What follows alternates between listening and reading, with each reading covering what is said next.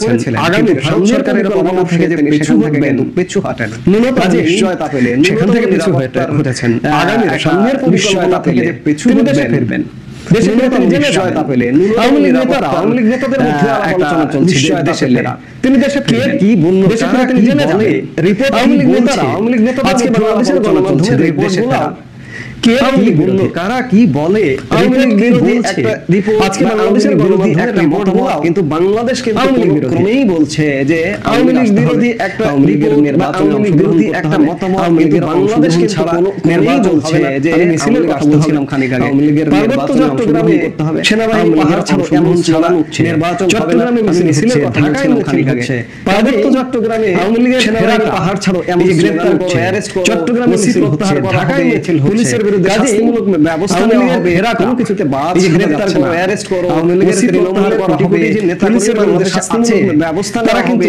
কোনো কিছুতে বাদ যাচ্ছে না, কোনো বাদ দিয়ে তাদেরকে আটকে রাখা যাবে না। যে নেতা কর্মী আবার বারবার মনে পড়ে যায় যে লোকেরা কিন্তু 2000 সালে তখন বাদ দিয়ে তাদেরকে আটকে রাখা সব এক ছিল, আবার বারবার মনে পড়ে যায় যে লগি বৈঠক এমন একটা পরিস্থিতি তৈরি হলো, লগি বৈঠক বিএনপি জামাত অন্যান্যরা সব এক ছিল, সবাইকে পরাজিত করে এমন একটা পরিস্থিতি তৈরি হলো, নির্বাচন লগি বৈঠক নির্বাচন হয়ে শেষে একটা ক্ষমতায় এলো সরকার 2 বছর শাসন করলো, পরিস্থিতি করে একটা নির্বাচন যাচ্ছে, নির্বাচন হয়ে আওয়ামী লীগ এই রিপোর্ট দেখে অনেকের হয়তো এলো, অনেক আওয়ামী লীগ নেতার পরিস্থিতি হতাশা দিকেই যাবে যে আওয়ামী লীগ মুসলিম লীগ হয়ে যাবে, কি একজন বলেছেন এই রিপোর্ট দেখে অনেকের হয়তো অনেক আওয়ামী লীগের অবস্থা এক হতাশা আসতে পারে যে আওয়ামী লীগ মুসলিম লীগ হয়ে যাবে, কি একজন বলেছেন প্রতিনিয়ত শব্দ করছে যে আসছে মুসলিম লীগ আর আওয়ামী লীগের অবস্থা এক নয়, আওয়ামী লীগ প্রতিনিয়ত জানান দিচ্ছে, প্রতিনিয়ত শব্দ করছে যে আসছে 13 জাতীয় সংসদ নির্বাচন হবে, কয়েক মাস ধরে ভারত প্রসঙ্গে নীরব ছিলেন বাংলাদেশের প্রধান উপদেষ্টা বাংলাদেশে 13 জাতীয় সংসদ নির্বাচন তিনি হবে,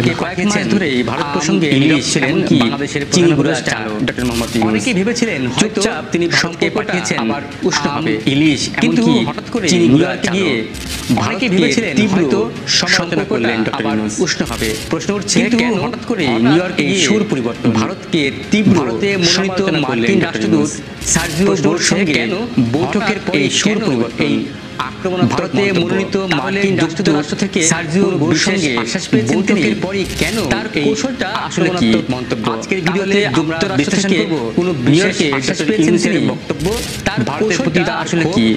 আজকের ভিডিওতে আমরা বিশ্লেষণ সঙ্গে নিউইয়র্কে যুক্তরাষ্ট্রের সঙ্গে সম্ভব ভারতের সমীকরণ ক্ষোভ সার্ক এবং আসিয়ানের প্রসঙ্গে আর যুক্তরাষ্ট্রের সঙ্গে সম্ভব স্থানীয় সময় বুধবার নিউইয়র্কে এশিয়া সোসাইটি ও এশিয়া সোসাইটি পলিসি ইনস্টিটিউট আয়োজিত এক অনুষ্ঠানে স্থানীয় সময় বুধবার নিউইয়র্কে এশিয়া সোসাইটি ও এশিয়া সোসাইটি পলিসি ইনস্টিটিউট আয়োজিত এক অনুষ্ঠানে জোর দিয়ে বক্তব্য রাখেন এবং তিনি বলেন ডক্টর মোহাম্মদ ইউনূস ধরনের তিনি সরাসরি আঞ্চলিক সহযোগিতার গুরুত্বের উপর জোর দিয়ে আমি বলছি তিনি বলেন আঞ্চলিক ধরনের সহযোগিতার মাধ্যমে আমাদের সবাই ভারতের সঙ্গে আমাদের সমস্যা চলছে, তাই আমি বলছি আমাদের আঞ্চলিক যেটা করেছে সেটা ভারত পছন্দ করেনি, ভারতের সঙ্গে আমাদের সমস্যা চলছে সঙ্গে কারণ সম্পর্কে যেটা করেছে ধরলেন সেটা ভারত আরো এগিয়ে তিনি অভিযোগ করলেন স্পষ্ট করে ভারতের সঙ্গে সাবেক প্রধানমন্ত্রী শেখ হাসিনাকে আশ্বাস দিয়েছে তুলে ধরলেন, যিনি তরুণদের তিনি অভিযোগ করলেন যিনি সমস্যা সাবেক প্রধানমন্ত্রী শেখ হাসিনাকে আশ্বাস দিয়েছে থেকেই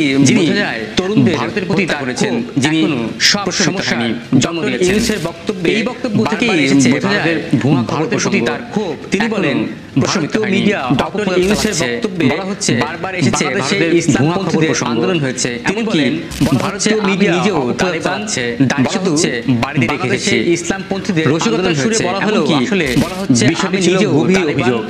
ভারতীয় সংবাদ মাধ্যমগুলো দীর্ঘদিন ধরে রসিকতার সুরে বলা হলো আসলে বিষয়টি ছিল গভীর অভিযোগ। ভারতীয় সংবাদ মাধ্যমগুলো দীর্ঘদিন ধরে বাংলাদেশের রাজনৈতিক আন্দোলনকে বা ইসলামী জঙ্গি বা আঞ্চলিক সহযোগিতার প্রসঙ্গ তোলে। এই সমালোচনার পাশাপাশি ডক্টর ইউনূসের ধারণাটা বাংলাদেশ থেকে এসেছে, দক্ষিণ এশীয় আঞ্চলিক সহযোগিতার দক্ষিণ এশিয়ার দেশগুলোকে তিনি বলেন পরিবারের সার্কের ধারণাটা তরুণদের কাছ থেকে এসেছে, যোগাযোগ সেই উদ্দেশ্য ছিল দক্ষিণ এশিয়ার দেশগুলোকে, কিন্তু সমস্যা হলো গত এক দশকের বেশি সময় ধরে যোগাযোগ শিক্ষা এবং ব্যবসার অংশগ্রহণ উড়িয়ে হামলা, কিন্তু সমস্যা হলো পাকিস্তানে গত এক দশকের বেশি সময় ধরে এরপর থেকে সার্ক কার্যক্রম 2016 সালে উড়িয়ে হামলার ডক্টর ইউনূস ভারতের দিকে ইঙ্গিত করে বলেন যোগ দেয়নি, এরপর থেকে সার্ক কার্যক্রম দেশের রাজনীতির সঙ্গে এটি ডক্টর ইউনূস ভারতের দিকে ইঙ্গিত করে বলেন সার্কের কাজ করছে না, কারণ একটি দেশের রাজনীতির সঙ্গে এটি ফিট হচ্ছে না। বিকল্প হিসেবে ভারতের কারণে কথাও তুলে ধরেছেন, তিনি বলেন সার্ক আসিয়ান ভারতের বাংলাদেশের নেতৃত্বে চলছে। ডক্টর ইউনূস বিকল্প হিসেবে রোহিঙ্গা সমস্যার কারণে সহযোগিতা করবে না বলেন, তবে আমরা এখন মালয়েশিয়ার নেতৃত্বে তিনি আশ্বাস দিয়েছেন মিয়ানমার হয়তো রোহিঙ্গা সমস্যার কারণে সহযোগিতা করবে না, সমাধান চাই, আমরা রোহিঙ্গারা ফিরে যাব। তিনি আশ্বাস দিয়েছেন মিয়ানমারের সঙ্গে স্থায়ী দ্বন্দ্ব নয়, মিয়ানমারের সঙ্গে সম্পর্ক নষ্ট করতে চাইছেন না, বরং তাদের বাড়িঘর এবং ব্যবসা ফেরত পাবে আসিয়ানের দিকে তিনি ঝুঁকছেন। মিয়ানমারের সঙ্গে সম্পর্ক নষ্ট করতে চাইছেন না, বরং কেন হঠাৎ করে ডক্টর ইউনূস আসিয়ানের দিকে ঝুঁকছেন।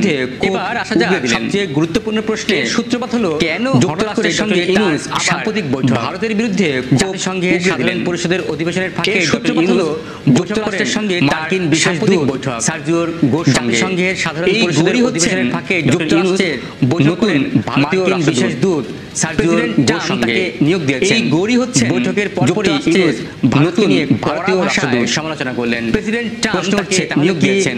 সার্জিও বৈঠকের পরপরই ইউনূস বিশেষ আশ্বাস দিয়েছেন ভাষায় সমালোচনা করলেন। অবস্থান নিলে হচ্ছে তাহলে যুক্তরাষ্ট্র তাকে সার্জিও গোর এমনকি ইঙ্গিত কি এসেছে আশ্বাস দিয়েছেন দিক থেকেও বিষয়টি এর বিরুদ্ধে অবস্থান নিলে ভারত এরই মধ্যে সাবেক প্রধানমন্ত্রী শেখ হাসিনাকে ইঙ্গিত কি এসেছে, অন্যদিকে তার দিক থেকেও বিষয়টি দেখা দরকার। ইউনূস সরকার এবং এরই মধ্যে সাবেক প্রধানমন্ত্রী শেখ হাসিনাকে আশ্বাস দিয়েছে। তাদের মিডিয়া বারবার অভিযোগ করছে এই ইউনূস সরকারের পেছনে ইসলামপন্থী শক্তি ভালোভাবে নেয়নি, এমনকি তাদের মিডিয়া কূটনৈতিক অভিযোগ করছে এই ধারণা তৈরি হয়েছে যে পেছনে ইসলামপন্থী শক্তি স্থিতিশীল হয়ে উঠবে, এমনকি ভারতের সঙ্গে সম্পর্ক স্বাভাবিক করার চেষ্টা এই ধারণা তৈরি হয়েছে যে ইউনূসকে বাংলাদেশ অস্থিতিশীল হয়ে উঠবে। চিনিগুড়া চা ভারতের সঙ্গে সম্পর্ক স্বাভাবিক করার চেষ্টা করলো, মাস নীরব থাকার পর হঠাৎ করে ভারতের বিরুদ্ধে ইলিশ চিনিগুড়া চার কি হতে পারে কাজে আসেনি। বিশ্লেষকদের মতে তিনটি করে থাকতে পারে ভারতের বিরুদ্ধে যুক্তরাষ্ট্রের কূটনীতি কি হতে পারে। সার্জিও গোর এর সঙ্গে বৈঠকের পরে তিনটি কারণ বিরোধী বক্তব্য দিয়েছেন। প্রথমত যুক্তরাষ্ট্রের কূটনীতিক কাছে থাকবে এমন ধারণা পেয়েছেন। দ্বিতীয়ত বৈঠকের পরে তিনি ভারত বিরোধী বক্তব্য দিয়েছেন, ভারতকে সরাসরি আক্রমণ করে তিনি বোঝাতে চাইছেন ধারণা পেয়েছেন। দ্বিতীয়ত ভারতের প্রভাবশালী রাজনীতি এই মেসেজটা তিনি সরাসরি আক্রমণ করে তিনি দিতে চাইছেন। তৃতীয়ত আঞ্চলিক সমীকরণের প্রভাব মুক্ত সার্ক পুনর্জীবন এই মেসেজটা তিনি জাতীয় সংযোগের প্রসঙ্গ তুলে দিতে চাইছেন। তৃতীয়ত আঞ্চলিক সমীকরণ সার্ক পুনর্জীবন এবং আঞ্চলিক কাঠামোর দিকে সংযোগের প্রসঙ্গ তুলে দিতে তিনি বলতে চাইছেন কৌশল কি। প্রথমত তিনি আঞ্চলিক অর্থনৈতিক সহযোগিতার কারণে ভারতের প্রতি চাপ তুলে করতে চাইছেন। দ্বিতীয়ত সার্ক পুনর্জীবনের আঞ্চলিক অর্থনৈতিক সহযোগিতার আড়ালে ভারতের প্রতি চাপ তৈরি করতে চাইছেন। দ্বিতীয় সঙ্গে সম্পর্ক পুনর্জীবনের দৃঢ় করতে ভারতের বিচ্ছিন্নতাকে করার চেষ্টা করছেন। তৃতীয়ত যুক্তরাষ্ট্রের সঙ্গে তিনি আরো দৃঢ় করতে চাইছেন ভারতকে স্বাধীনভাবে করার চেষ্টা করছেন, ভারতের ছায় নয়। তাহলে সামনে কি হতে পারে বোঝাতে চাইছেন বাংলাদেশ স্বাধীনভাবে সিদ্ধান্ত নিচ্ছে প্রতিক্রিয়া জানাবে ছায় নয়। তাহলে সামনে কি হতে পারে বিমস্টেককে অগ্রাধিকার দেবে সম্ভবত সার্কি নয়। বক্তব্য গুরুত্ব দিয়ে প্রতিক্রিয়া জানাবে সম্পর্কে টানা পড়ে আগের মতোই শেখ হাসিনাকে অগ্রাধিকার দেবে প্রসঙ্গ সার্কি নয়। ইউনূস যতই তুলবেন বাংলাদেশ ভারত সম্পর্কে প্রতিরক্ষামূলক অবস্থান নেবে। শেখ হাসিনাকে এই প্রতিরক্ষামূলক অবস্থান কেমন হতে পারে যতই তুলবেন ভারত সরাসরি কিছু বলবে না, প্রতিরক্ষামূলক বরং বলবে মানবিক কারণে এই প্রতিরক্ষামূলক অবস্থান কেমন হতে পারে, অর্থাৎ রাজনৈতিক সরাসরি কিছু ফেলার চেষ্টা করবে বরং বলবে মানবিক কারণে প্রধানমন্ত্রীকে তাদের মিডিয়া ও থিঙ্ক ট্যাঙ্কগুলো রাজনৈতিক দায় চালাবে যে ফেলার চেষ্টা করবে। বাংলাদেশে নাকি ইসলামপন্থী সরকার মুখে নীরব থাকলেও ডক্টর মিডিয়া ও থিঙ্ক ট্যাঙ্কগুলো স্থিতিশীল হয়ে পড়ছে চালাবে যে এভাবে বাংলাদেশে নাকি ইসলামপন্থী দেশের প্রভাব পাচ্ছে নষ্ট করতে চাইবে। ইউনূসের সরকার ভারত সবসময় স্থিতিশীল হয়ে পড়ছে বাণিজ্যকে এভাবে কূটনৈতিক অর্থনৈতিক অঙ্গনে বাংলাদেশের ভাবমূর্তি পেঁয়াজ গম তুলা সবসময় সীমান্ত বাণিজ্যকে কূটনৈতিক অস্ত্র হিসেবে বাজারে ঢাকা খাবে। হঠাৎ করে পেঁয়াজ গম তুলা দেশীয় বাজার স্বাভাবিক করার জন্য এই সিদ্ধান্ত নেওয়া হয়েছে। বাংলাদেশ তখন বাজারে ঢাকা খাবে স্থগিত করে রেখেছে। ভারত বলবে এবার দেশীয় বাজার স্বাভাবিক করার জন্য এই সিদ্ধান্ত নেওয়া হয়েছে। বাংলাদেশকে সার্ক হয়ে করার চেষ্টা করবে স্থগিত করে রেখেছে। পাকিস্তান প্রসঙ্গে টেনে বলবে বাংলাদেশ আঞ্চলিক ফোরামে একই পথে যাচ্ছে। বাংলাদেশকে ভারত বাংলাদেশ সীমান্তে বিএসএফ এমনকি কঠোর হবে। পাকিস্তান প্রসঙ্গে টেনে বলবে বাংলাদেশ নাকি চলমান বন্ধ করতে যাবে কিংবা জঙ্গি সীমান্তে বিএসএফ আরো কিন্তু আসল উদ্দেশ্য হবে চাপ হবে চোরাচালান বন্ধ করতে হবে কিংবা এই জঙ্গি যুক্তরাষ্ট্রের আশ্রয় চাইছেন কিন্তু আসল উদ্দেশ্য হবে লবিং বাড়াবে সৃষ্টি বার্তা দেবে। ভারত বুঝতে পারে ইউনূস যুক্তরাষ্ট্রের দক্ষিণ এশিয়ার অস্থিতিশীলতা ওয়াশিংটনে লবিং বাড়াবে। মূল কথা হলো বার্তা দেবে বাংলাদেশকে প্রতিক্রিয়া না দেখালে দক্ষিণ এশিয়ার এগ্রেসিভ কৌশল বাড়বে। মূল ভাষায় নরম কিন্তু প্রকাশ্যে কঠোর প্রতিক্রিয়া না দেখালে সীমান্ত ও মিডিয়া ব্যবহার করে কৌশল নেবে।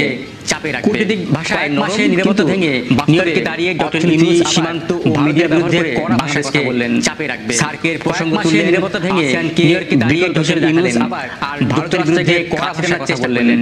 কিন্তু প্রশ্ন থেকে যাচ্ছেন এই কৌশল কতটা বিকল্প হিসেবে দেখালেন। যুক্তরাষ্ট্র কি সত্যি বাংলাদেশকে ভারতের বিরুদ্ধে ব্যবহার করবে? প্রশ্ন থেকে যাচ্ছে এটি শুধু এই কৌশল কতটা সফল হবে? সময় বলে দেবে যুক্তরাষ্ট্র কি সত্যি বাংলাদেশকে ভারতের বিরুদ্ধে ব্যবহার করবে নাকি এটি শুধু কূটনৈতিক নাটক? মতামত সময় বলে দেবে। ভিডিওটি শেয়ার করুন, লাইক দিন, সম্ভব হলে আমাদের চ্যানেলটি সাবস্ক্রাইব করুন। বিকল্প ভাবনা আছে আমাদের সঙ্গে জানার জন্য আপনার মতামত। ধন্যবাদ। ভিডিওটি শেয়ার করুন, লাইক দিন, সম্ভব হলে আমাদের চ্যানেলটি সাবস্ক্রাইব করুন। আর এতক্ষণ আমাদের সঙ্গে থাকার জন্য ধন্যবাদ।